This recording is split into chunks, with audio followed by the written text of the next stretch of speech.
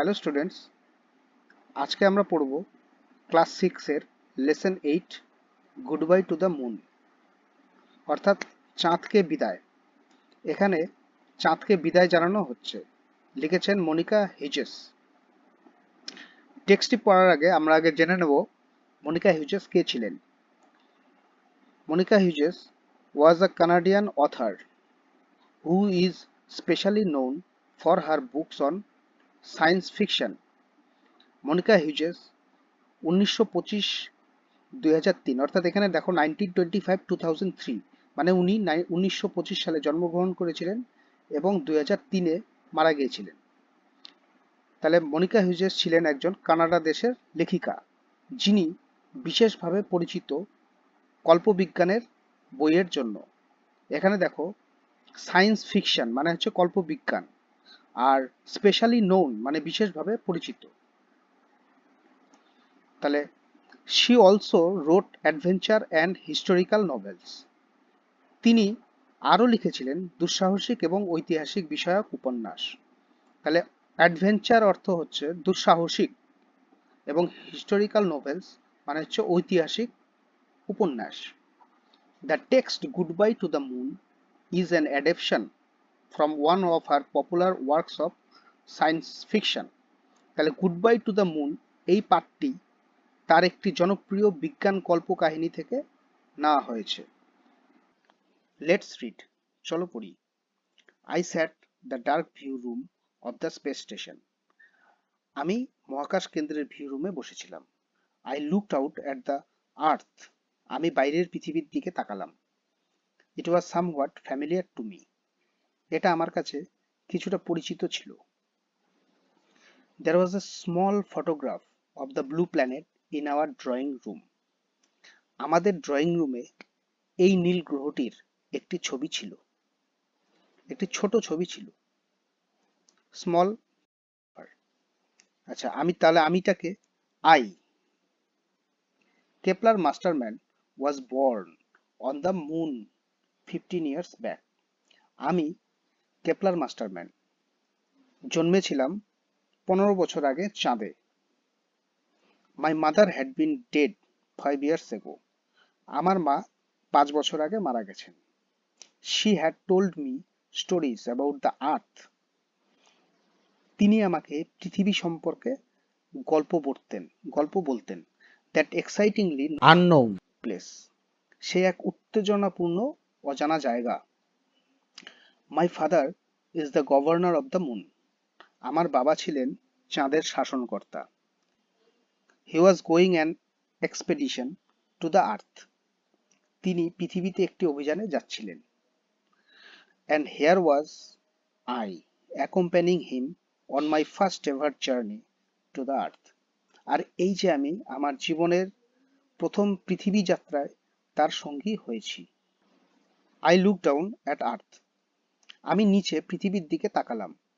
It seems to close to me that I felt I could touch it.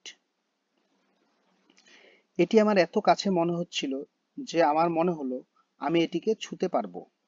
We had to wait for another 15 minutes before our journey started. আমাদের যাত্রা শুরু হওয়ার আগে আরও 15 minute অপেক্ষা করতে হয়েছিল। Feeling restless, I left the viewing room and glided down the long passage to the center of the space station.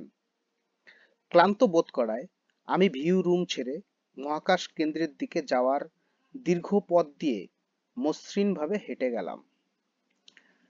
I could see my father there surrounded by reporters. আমি সেখানে আমার বাবাকে সাংবাদিকদের দ্বারা পরিবেষ্টিত দেখতে পেলাম। I came back to the view room which was empty.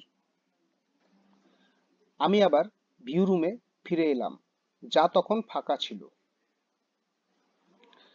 I looked out into space. আমি মহাকাশের দিকে তাকালাম। My moon, my home appeared very small now. আমার বাড়ি, আমার চাঁদটা আমার কাছে এখন খুব ছোট দেখাচ্ছিল।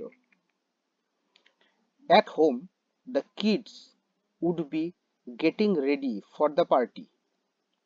বাড়িতে বাচ্চারা হয়তো পার্টির জন্য তৈরি হচ্ছে। There's always been a party at sunrise.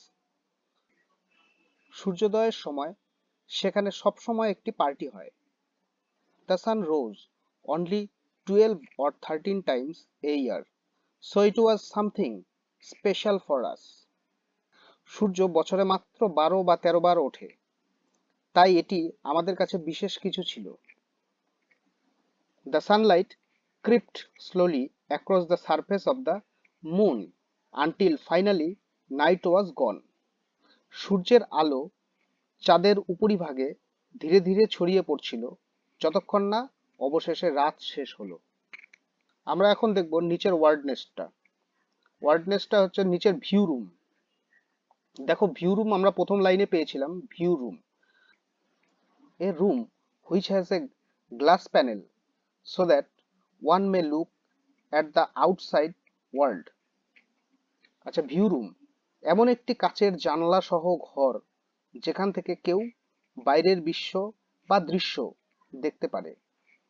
তারপরটা দেখো স্পেস স্টেশন, যেটাও প্রথম লাইনেই আমরা পেয়েছিলাম। A satellite station in space for scientific work.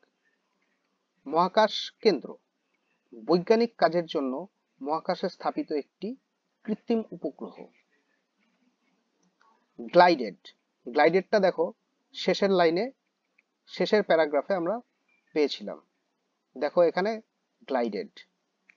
Moved away smoothly, glided হলো মসৃণভাবে বা ভেসে ভেসে চলে যাওয়া। স্টুডেন্টস, আজকে এই পর্যন্ত। এর পরের ভিডিওতে আমরা এই লেসনের নেক্সট প্যারাগ্রাফটা আর কোশ্চেন এবং আনসারগুলো আলোচনা করব। ভিডিওটি ভালো লাগলে একটা লাইক দিও, আর এমন ভিডিও পাওয়ার জন্য চ্যানেলটিকে সাবস্ক্রাইব করে রেখো।